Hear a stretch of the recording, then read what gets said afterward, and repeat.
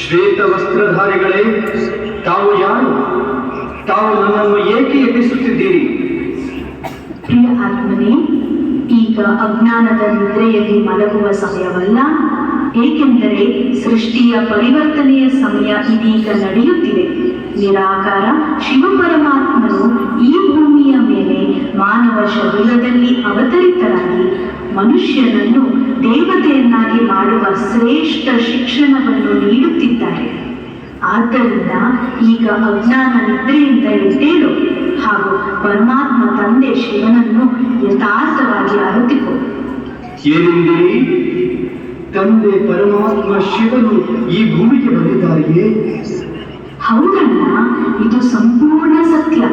ಈಗ ಶೀಘ್ರವೇ ಈ ಕಲಿಯುಗಿ ಪ್ರಪಂಚ ಒಂದು ಸುಂದರ ಸುಖಮಯ ಪ್ರಪಂಚವಾಗಿ ಪರಿವರ್ತನೆಗೊಳ್ಳುತ್ತಿದೆ. ಅದಕ್ಕೆ ಸ್ವರ್ಗ ಅಥವಾ ಪ್ಯಾರಡೈಸ್ ಎಂದು ಕರೆಯಲಾಗುತ್ತದೆ.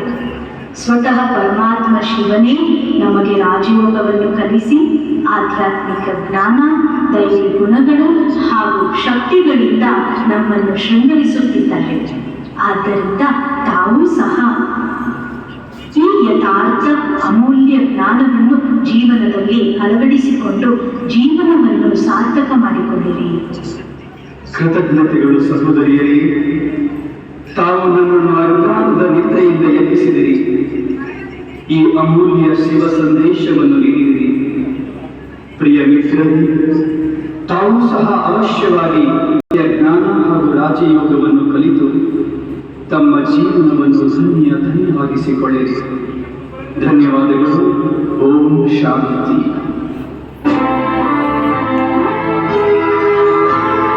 परम धाम से शिव निराकार आए, साकार मनुज तन का माध्यम बनाए, दिया दिव्य नाम ब्रह्मा जिनको, कहा आओ नव सृष्टि जीवन हुआ कमल, विजय हर पल आनंद हो।